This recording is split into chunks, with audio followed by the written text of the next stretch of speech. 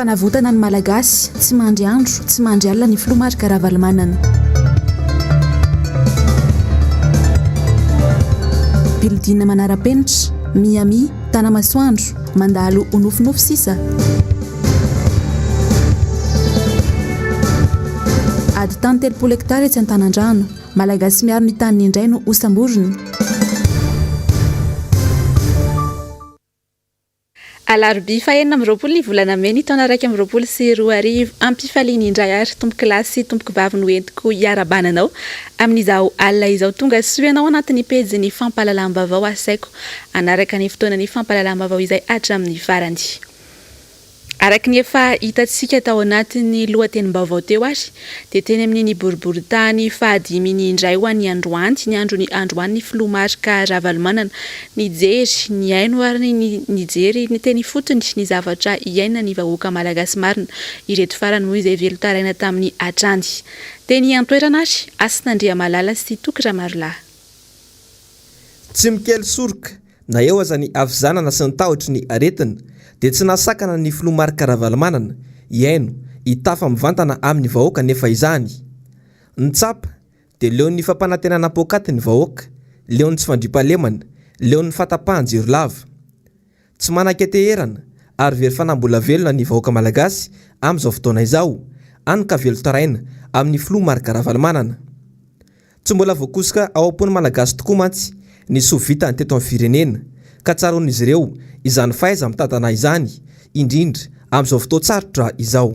Tena be anao izany mampalelo mihitsy anao manakena be anao izany matabiasaka to Saya cuma di yang lalu di jere di yang so jadi pemain so tunggu lalu saya mana kena be sorry itu channel misalnya ya oh iya di channel cuma misalnya dia apa nama vavak saya apa saya apa kata ya tadi tadi saya bapak saya Malaya lu punya satu biasa bukan kena bocor dia menetek kata mama itu nasa bukan pekaran juga banyak bukan sudah dihiman sudah buka sekali sudah mangga sekali kami di channel dia saya punya kita boleh mau akan titeranti ipal saya sudah dalam data kita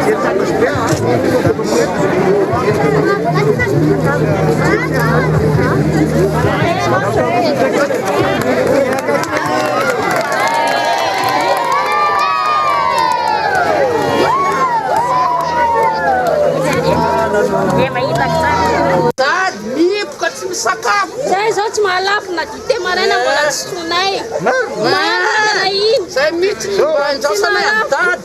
Ina no hanohanay zao. Tonga aty mijery akelakela-trano sy ny any amin'ile fonenan'ny olona iny aty Ambohida. Aleo zany mijery aloha dia mihaino alo amin'ny teny zao dia mitenena indray zao dia avy eo atsoko. Dia miantso aho. Masilota kely zay.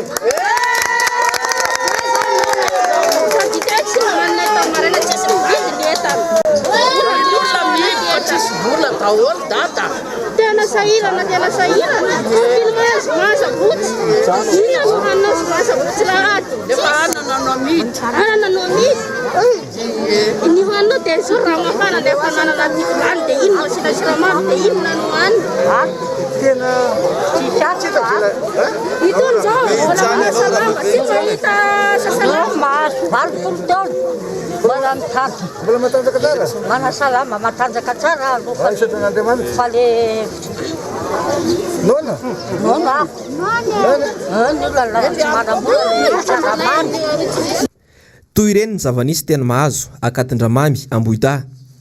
Velo taraina amin'ny filomarika ravalomanana ny vahoaka. Inona intsony tokoa moa no andrandraina amin'izao mpitondra fanjakana izao.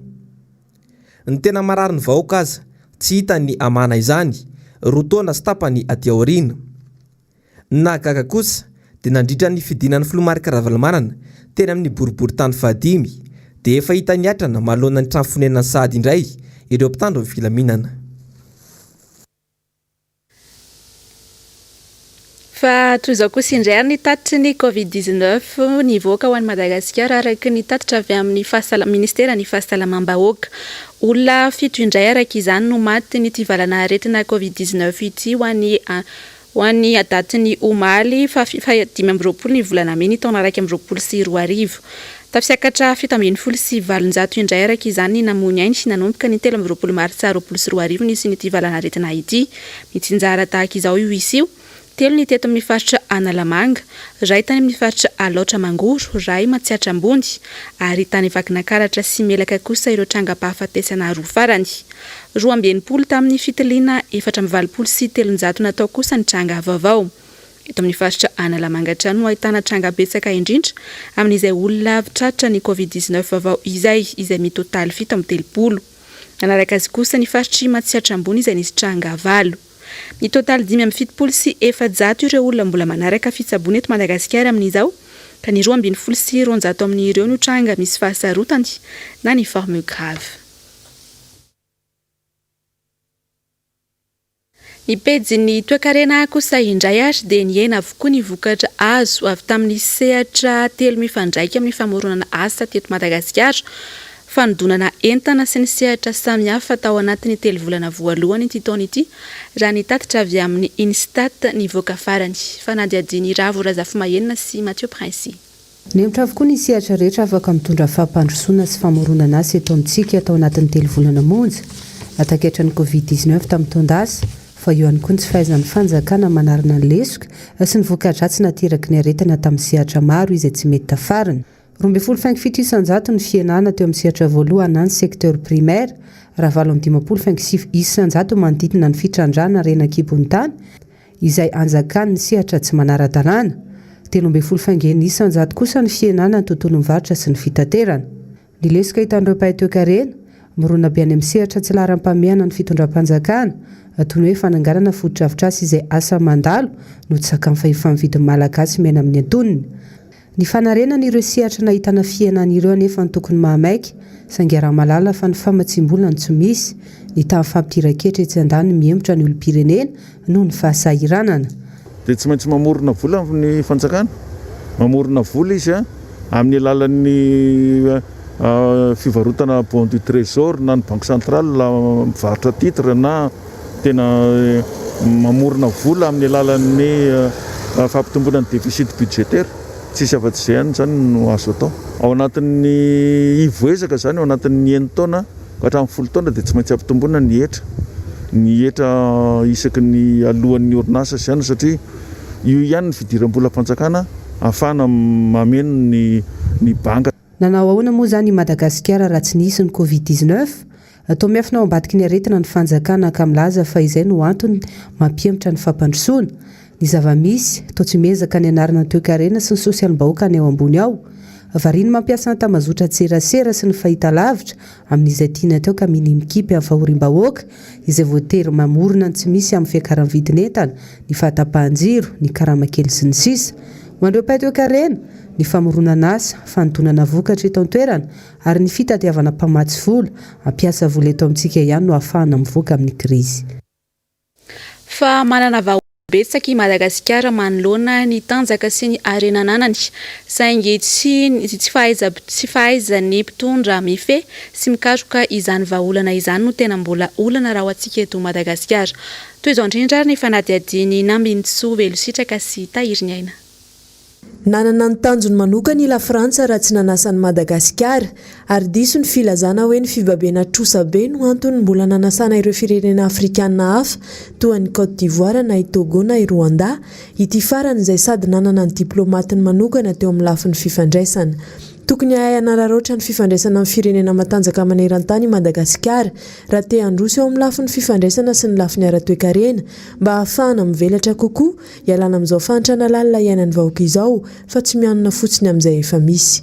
Eo indrindra fotoana anaova Madagasikara hoe diversifiena ny économie Madagasikara, ny relation fifandraisana ara-baritra, ara-toekarena ary ara-politika sy géopolitika. Tsika membre fondateur ny IORA, Indian Ocean Rim Association, izay pays émergent daholo ny ao anatiny.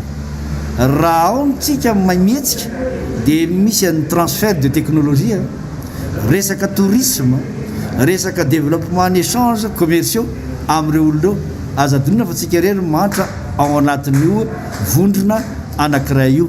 Zay indrindra ny ilana le diplomatie tsika veratra ary amerenana teny ombolona tabatra hoe aizavy ny tokony andefasana ambassadeur mba hiaro tombontsoa Madagasikara sy ivarotra Madagasikara dans le bon sens du terme any ivelany. Na dia misy aza ny fotoan-tsarotra manoloana ny valanaretina coronavirus ary na mbola ahina isy ny fitohizan-jano amin'ny taona ho avy dia tsy lavitra ny vahaolany fampandrosoana ho an'ny Madagasikara amin'ny manosy maitso azy saingy tsy hitan'ny mpitondro izany. Mbola betsaka ireo tany malalaka ahafahana mamboly sy miompy ka sady manome asa no manome vokatra no afaka ahondrana sy afaka hivelomana amponina eto an-toerana. Nosy tokony tsy ahitana anohanana izany Madagasikara ary tokony atanjaka raha toe-karena raha ny fanazavana hatrany. Zadonina fa pays agricole ke Madagascar ary 40 millions d'hectares de terre cultivable azo volena eto Madagascar misy 100,000 fotsiny no voavoly hatramin'izao. Be dia be zany niezaka tokony atao eto Madagascar amin'ny lafiny fambolena, amin'ny lafiny fiompiana, jereo tsara. Rehefa betsaka ny omby lasa maninona tsy miompy ondro sy osy. Ny ondro sy osy nefa pays musulman rehetra mihinana an'io. Zany mbola azo exploitena daholo izy zany. Tsika nosy ny produit de la pêche zany rehetra zany mbola azo exploitena ka exportena. Ny fruits et légumes eto amintsika tsika eto Madagascar misy microclimat maro, mafana be, mangatsika be ary atonontonony adapté à tout type de culture azo volena zavatra maro samihafa. Eto tsy tokony hisy faminina zany. Fa ho any amin'ny faritra kosa indray sika atao anatin'ny teto ny vava manaraka ity dia ao anatin'ny fotoam-pijinjana vary amin'izao any amin'ny faritra aloatra mangoro iny. Tsy ampy ireo mpijinja vary any amin'ny tapany andrefany faritra iny ka ahina ho refina ny vary raha ny fampitambavao avy any an-toerana. Nanamafy izany ary nanao antsoavo amin'ny mponina ny ben'ny tanàna izay nitafa tamin'ny mpanao gazetina tany an-toerana ho any androany. Ny Rendriana Arvony. Mitaraina ny tantsaha ao amin'ny tapany andrefa ny faritra laotra fa tsy ampy ny isan'ny mpandidy vary amin'izao fotoana izao ka ahina ny mety arefona izany vary izany. Manao antsoavo amin'izay tsy fampino ny mpandidy vary zay ny ben'ny tanàna ao amin'ny commune Ambanivohitra Ambatomainty district Amparavaravola. Manana olana zany zay amin'ny resaka fandidim-bary satria amin'le tany fafy amin'izao fotoana zao mbola tsisy mpandidy vary. Dia miantso mpandidy vary zay amin'izay nanana tany kelikely ka efa mba navita didy vary amin'le commune manodidina Ambatomainty miantso zay mba ho tonga ao aminay commune Ambatomainty andidy vary any amin'le fafy sy le tany ketsa zay mbola tsy vita manodidina any satria mbola betsaka zany jireo tsy vita. Fantatra ihany koa amin'izao fotoana izao fa manomboka miakatra hatrany ny sarany izay fandidim-bary izay ka izay no somary mampikatso ity resaka didy vary ao aloatra indrindra ny tapany andrefana loatra ity. Marina fa raha ny vinavinaina ho 7 alina hatramin'ny iray hetsy ariary izay sara ny fandidim-bary izay dia efa mananika ny 5 alina sy iray hetsy izy ankehitriny any ka maro amin'ireo tantsaha no mikaikaika no izay vidangany ny sara ny fandidim-bary izay ary faniriny ireo tantsaha moa ny mba isiny ireo mpandidy vary avy any ivelana loatra mba hanafainganana ny fijinjam-bary amin'ity taona 2024 ity. Fa mijaly kosa ireo mponina noho ny fahatapahany tetezana iray ao amin'ny commune Ambohimiadana any Tsiaspaniry. Tsy misy ny fandraisana andraikitra ataon'ny fitondram-panjakana treto fa ny fokon'olona sy ny commune ary ny filoha-pokotany any an-toerana no mifandrimbana amin'ny fanamboarana ny tetezana. Mbola lavitrezaka nefa noho ny tsy fahampiny amin'ny fividianana ireo fitaovana anamboarana ny tetezana na dia efa misy aza ny fiaraha-miasa avy amin'ireo malala-tanana. Mialrary nombana sy Ansakoto Malala. Noho ny fahatapahan'ny ity tetezana iray ao amin'ny commune Ambohimiadana ity dia tsy misy intsony ny lalana makany Tsiaspaniry. Iarahany rehetra mahalala nefa fa anisan'ny lalana be mpampiasa sy be mpifamezivezy ny lalana iny. Misy fiantraikany avy hatrany amin'ny famatsin-drano sy ny famatsiana herinaratra eto Antananarivo ihany koa ny zava-misy any an-toerana. Nambaran'ireo tompony andraikitra fefa tamin'ny taona 2000 tany no nisy fanamboarana farany ity tetezana izay vita tamin'ny azo ity hatramin'izay. Niezaky ny fokon'olona sy ny ben'ny tanàna ary ireo filoha-pokotany miaraka amin'ireo mpiara-miombona antoka no nahafahana nanangona ny apahany tamin'ireo fitaovana entina hanamboarana sy hanatsarana io tetezana io. Tetezana iray izay mampifandray ny Tsiaspaniry izay tapaka io. Ny Tsiaspaniry nefa dia verintsika fa io Tsiaspaniry no mamantsy na ny rano na ny herinaratra makaty Antananarivo. dia ao anatin'izany zany a vokatry le rano zay trandrano an'ilay tsy azo mpaniry no mahatapaka an'ilay tetezana satria niotsaka le rano dia misy ny ezaka efa nataon'ny fokon'olona ny commune ireo mpandraraha rehetra dia efa mandray anjara tanatoerana mangataka zay tolotanana satria everinay fa ny fitondram-panjakana koa misitraka amin'io rano satria raha ny herinaratra makaty aza isitrahan'ny vahoaka an'Antananarivo manontolo dia mangataka zay indrindra ny ao amin'ny jirama ny ampipa mba samy andray anjara ny fokon'olona efa manao ny ezaka amin'ny aina mbola manao ezaka arabola ny commune koa manoa anaraka izany ny resaka vato sy ny soma sy ny fasika izany zany efa vitan'ny fokon'olona toerana ny moyen d'œuvre fa ny vy zany problème matretiny tsy avy tany le tetezana nisy fampanantenana zay nataony eo anivon'ny région zany ny gouvernora ny ministre ny travaux publics makasika ny lalana makany amin'iny Ambomiadana Andramasina iny everinay fa mefa ao anatin'ny loi de finance reo angamba le izy dia angatahany vahoaka ny fahavitany zany atao anatin'ny andro ray volana latsa-datsaka teo zay no tapahan'ny tetezana dia mirefy eo 20 metatra le lavany saka moa dia efa metatra ny avoana izy io moa dia any amin'ny 1 metatra zay vato daholo natao amin'izany eo ny fahatapahan'ny tetezana fa mbola fahoriana hafa iainan'ny vahoaka ao amin'ny commune Ambomiadana ihany koa raha ny voalaza ny faharatsian'ny foto-drafitrasa handraisana ireo marary sy ny tsy fisian'ny mpitsabo any an-toerana.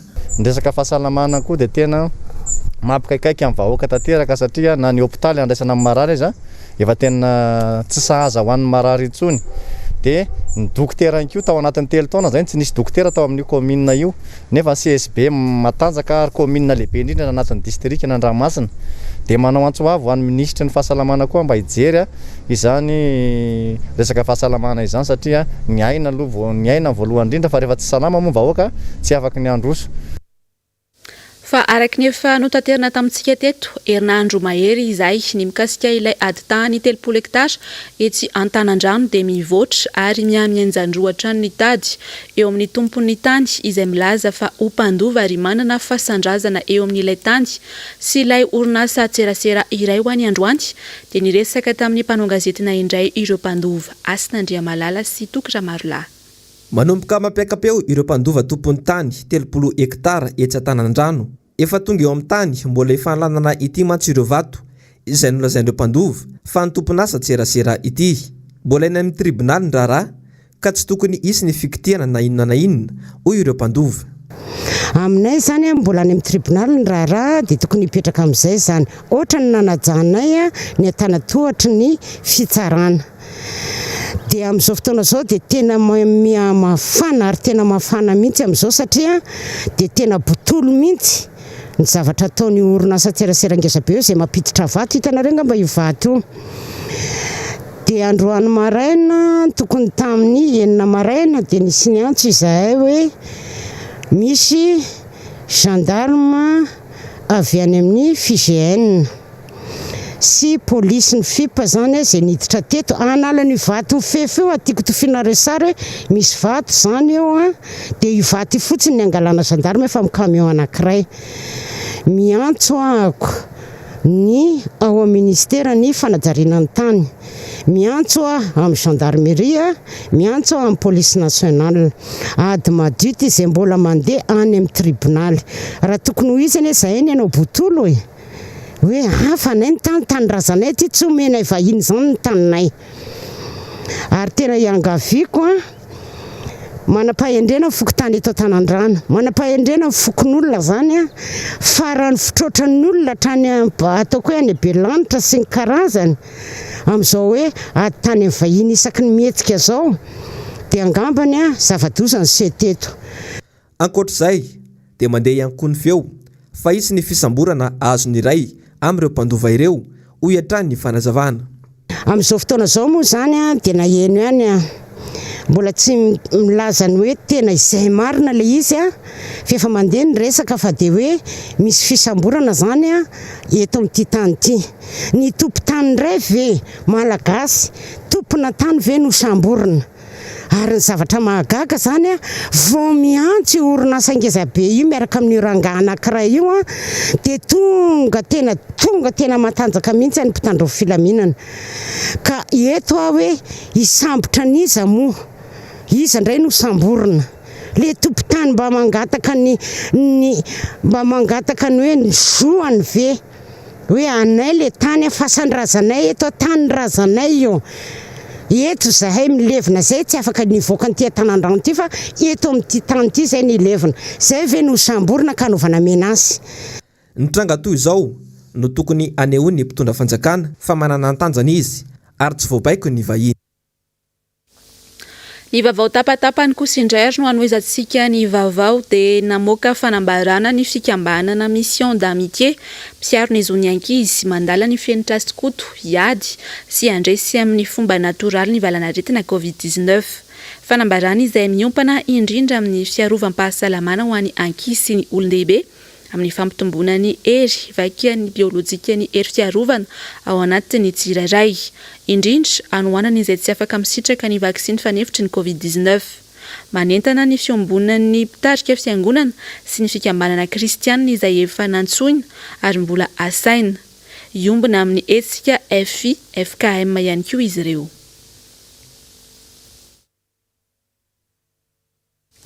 Fa Antoamasina kosa indray dia jiolahy raindahany iray notratehaky ny mpitandro ny filaminana tao amin'ny tokotany EPP Todovelona Rafael Ankiriry androany tolakandro tokony ho tamin'ny 2 ora sy 12 minitra tanoany. Araka ny loharanom-baovao dia anisan'ireo olon-dratsy efa hikoizany mponina amin'ny resaka vakitrano sy sitomahery ao Toamasina ity lehilahy ity. Teo ampanaovana ny asa ratsiny ity olon-dratsy ity no fantatra fa tratry ny fokon'olona ka nanao taridositra nitsoaka ary izao voasambotra tamin'ny tokotany ny sekoly izao rehefa ny fanenjehina. Atolotra ny fampanoavana ny raharaha rehefa vita ny fanadiadiana.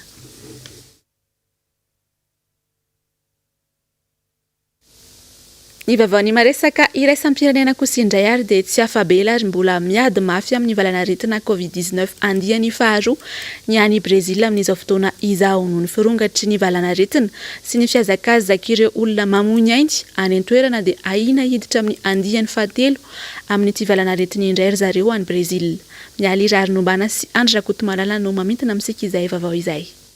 Mitotaly 2.34 sy 5.8 ireo olona lavon'ilay valanaretina covid-19 tany Brezila nanomboka tamin'ny volana martsa 24 ny sin'ity valanaretina ity ka hatramin'ny omaly talata fa 15 meraka 22. Tao anatin'ny 4 ora farany fotsiny izao dia efa nahatratra 3.7 ireo namony any tany an-toerana. Taremarika ofisialy izay nolazainy manampaizana manokana fa ambany indrindra tamin'ireo antotanisa hatramin'izay. Mitotaly 9 tapitrisa kosa ny trangam-pifindran'ity valanaretina ity hatramin'ny taondasa ka maherin'ny 3:07 ny tranga vaovao voarakitra ao anatin'ny iray andro. No ireo antotanisa mavesatra dia mavesatra ireo dia manay mafy ny idirany Brezila ao anatin'ny andiany fahatelo amin'ity valanaretina ity ireo manampahaizana manokana momba ny valanaretina ny an-toerana. Izy ireo izay nilaza fa misy fandraisany amin'ny fanalefana ny fipetra irina amin'ity valanaretina mandripaka ity tao amin'ny fanjakana maromaro tao Brezila iray volana lasa izay no antony mampirongatra aingana ity valanaretina ity tao amin'ny firenena ahitana mponina 2.9 tapitrisa io. Araka ny bileta afara navoaka ny fitoeram-pitsaboana iray any an-toerana dia efa miakatra ny salanisa mikasika ity valanaretina ity ao amin'ireo fanjakana 8 amin'ireo fanjakana 17 ao amin'ity firenena ity raha toa ka maro toerana kosa izany ao amin'ireo fanjakana 10 hafa. Ahina ho mafy kokoa ny fianaka ity valanaretina coronavirus ity any Brezila amin'ny fiandohan'ny volana ho avy io indrindra fa any atsimon'ity firenena ity noho ny atsika sy ny fidina ny maripana ambany dia ambany. Mandidina ny 7 sy 2.7 tapitrisa eo moa ny olona vita vaksiny fatra iray tany Brezila izany hoe iray ampahadimy mponina 2.7 tapitrisa kosa ireo nahazo fatra vaksiny 2.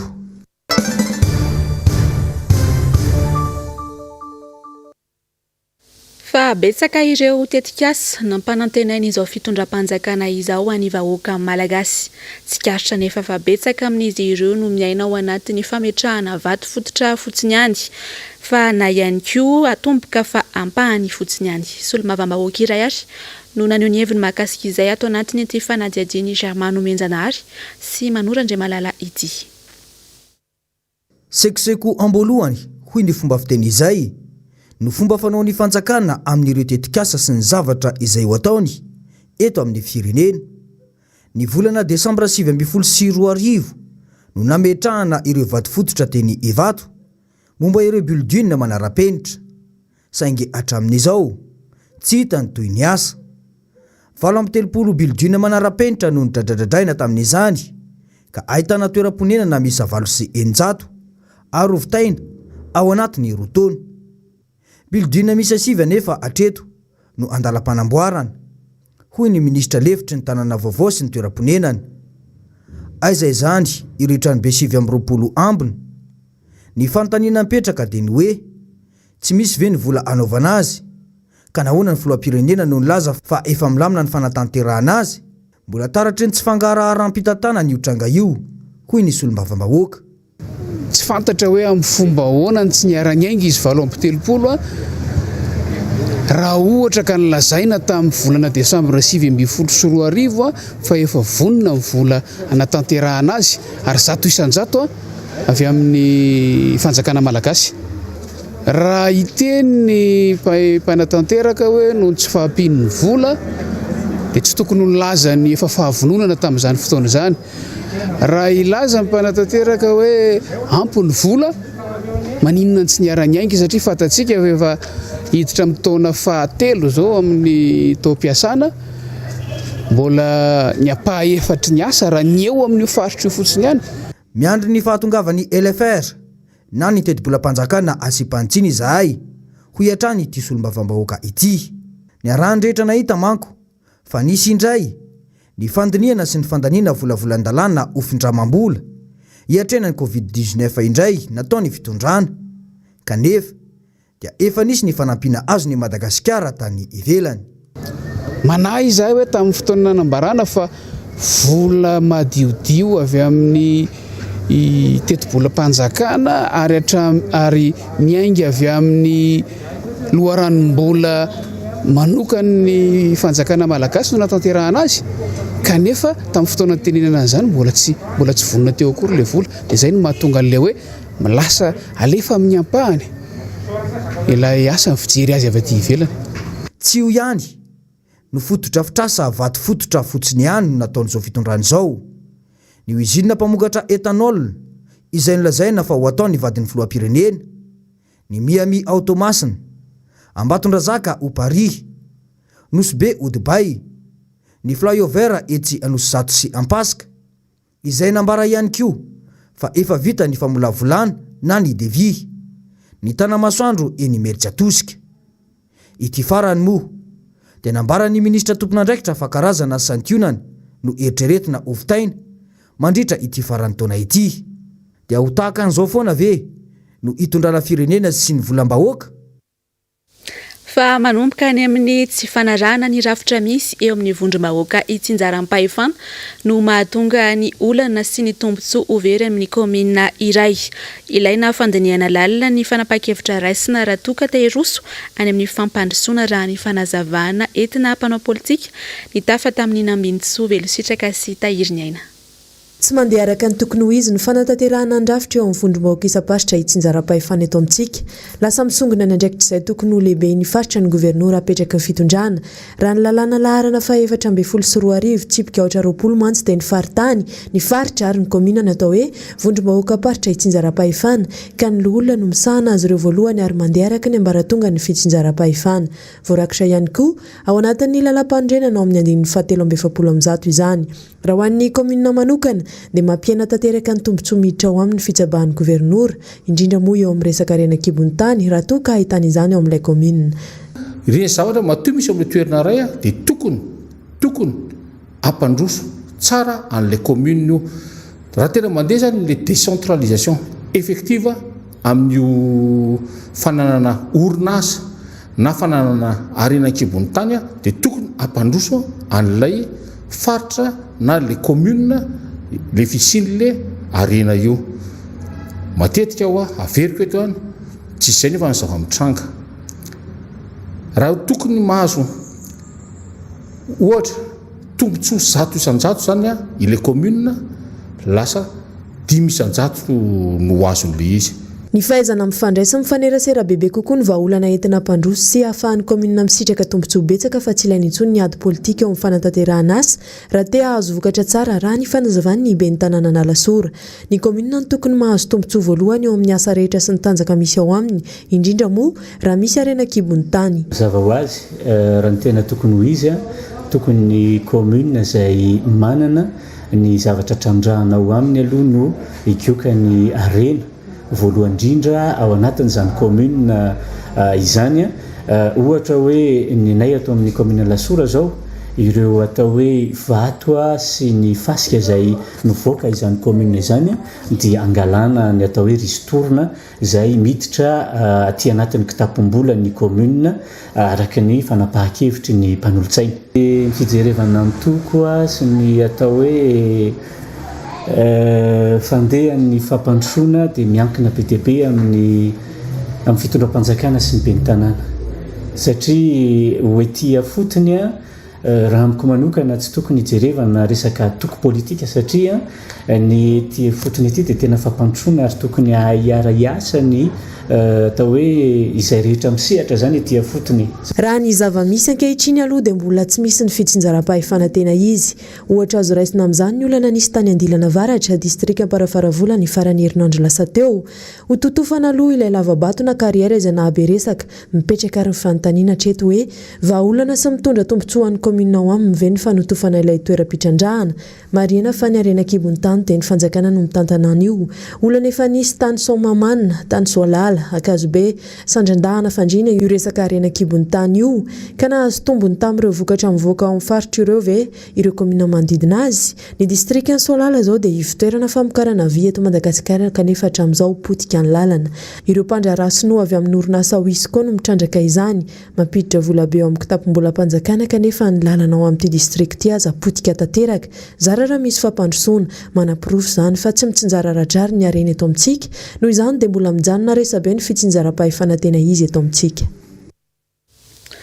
Anoizantsika ny vaovao ary any Manakarana dia mitoy ny ezaka ho an'ireo mpikatroka RMDM amin'ny distrika ny Manakara tao amin'ny fokontany Andranodaro indray no nanohizan'izy ireo ny fitsidiana ara-indindinika tamin'ity androany ity.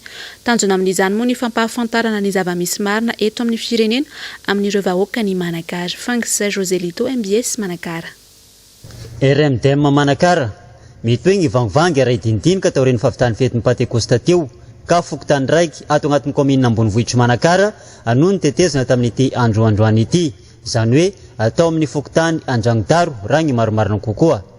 Tsy ho atao tompotrano miono ireto vahoaka tsy mandady arona ireto ary manana ny zo feno ahafantatra ny zava-misy marina ato amin'ny tany sy ny firenena izy ireo. Samby nitondra ny narary anazy teto ireo zay tonga na ny mpamangy na ny vangina ihany koa. Ako iaza zao da misy mina eky zanako sy mbola nandianako zany izay zany tokony akotrotra asika sa mango fikolo isika izany nametraka anazy eo rehefa avy eo sika sonrara i mafy izay dibaly sika teto zay egna mitazana amin'ny étranger katafady da mandy kaiky sy izy ity me vody be ny soramenaky ety vady. Tsy misy resaka famatsiam-bola ny resaka eto na izany aza dia magnano zay ho afany ireto mpikambana amin'ny RMDM ireto ary tokony omeny izy ireo fa tsy emtra amin'ny ezika izay natomboka na iza mandrahona na inona fandrahognana. Hita zao moa zany dia eto zao mamangy ny fokontany Andragnodaro magneny afatra sy ny zay resaresaka dinika ampafantarina an'izay olana nivona aty amin'ny fokontany tonga eto zahay tanora sy ny mpikambana eto agnatin'ny distrikany Manakara kominany Manakara zay mba hoe apafantatra ny vaovao izay sy fantany vahoaka aty fotony dia ampafantarina eto anatreny fokontany Andragnodaro satria atako hoe mafokotany anazy zay dia be ny zavatra sy fantatra ny zareo agny agnivony komina dia mampafantatra an'izay eto zay staff ny RMDM eto Manakara ary ny tenako président ny tanora ny prévention Fianarasoa dia mampafantatra an'izay eto. Matopisanao président satria na dia mbola sy misy zavatra fagnampiana izay avy amin'ny fohy be dia manao zay ezaka zay vitanay eto amin'ny kominany Manakara zahay Vatokisa anao président Ravalomanana fa tsy miempotra sady sy mipody sy ampitahorina ninonino za eto Manakara fa tsy maintsy andamosinao jusqu'à farany zay monsieur le président Marc Ravalomanana.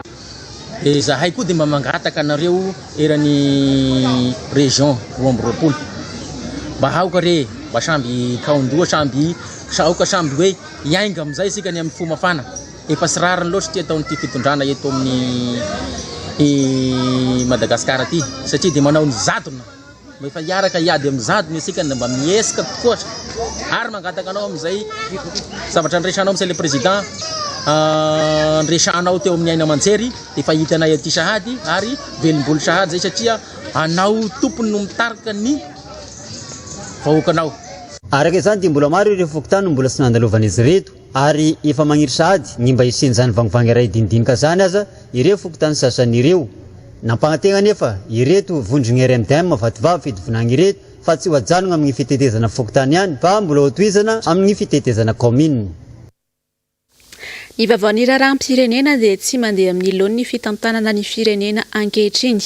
Maro loatra ireo tsy fetezana ka mampitondra faisana ny vahoaka malagasy. Hoy ny teo anivon'ny fandaharana miara-manonja ho an'ny androany. Mamintana amintsika ny andindin'izay ary Iando Miaratina sy Andra Rakotomalala. Mafy ny iainan'ny malagasy amin'izao fotoana izao. Tsy mandeha amin'ny laon'ny fitantanana ny raharaham-pirenena anka ny rehetra no mizaka ny vokany.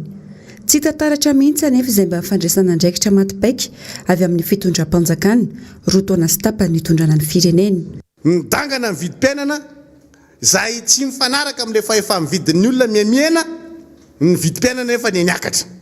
Tao anatin'ny roa taona sy tapany daholo zany ny iba ny tahan'ny fiarikarena Vaovao moins 4 tao anatin'ny roa taona sy tapany daholo zany ny katona ny orinasa malagasy ny antombo ny orinasa maty antoka sy orinasa ny katona eny fa na ny orinasa mpanjakana aza dia io rahantsika malalo io ny Madagasikara hoe andehanao chômage technique. No antitra teriny teo anivon'ny miara-manonja androany ihany koa fa loza mitatao any amin'ny faritra atsimo Madagasikara iny amin'izao fotoana izao ny tsy fanjarian-tsakafo antapitrisana ireo mponina tratra izany.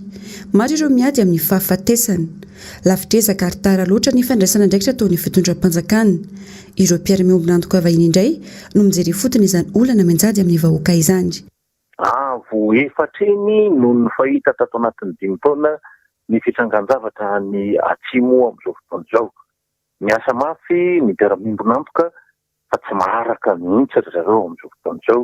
Izy ireo raha teo ihany koa ny tena haniny manao any amin'ny famonjena ny avatsika any atsimo amin'izao fotoana izao. Ankoatra ireo no mafisy ny teo anivon'ny miara-manonja ihany koa fa manjaka ny herim-pamoretana eto amin'ny firenena tsy misy ny fahalalana maneho hevitra. Marina fa misy hoe ny fahafahany anankiray na ny fahalalany anankiray dia mijanona eo amin'ny fahalalana na fahafahany olona anankiray. Fa ny fahalalana ara-politika sy ny hetsika toy ireny dia tsy azon'izaniza sakanana. Fa io moa zany zay tiako ihany io, zay no mitondra zao izy ny ao anatin'ny fitondram-panjakana dia manao an'izay tiany atao izy ary tsika manao mafantatra fa manao an'izany fitondrana ary manao ririndasa tsy tsaroana zany. Tapitra tomboky lasy tomboky vavy ny fotoana ny vaovao tamin'izao alina izao mankasitraka anao nanaraka izany hatramin'ny farany mametraka ny veloma mandrapitafa ho amin'ny rapitsindray tompoko.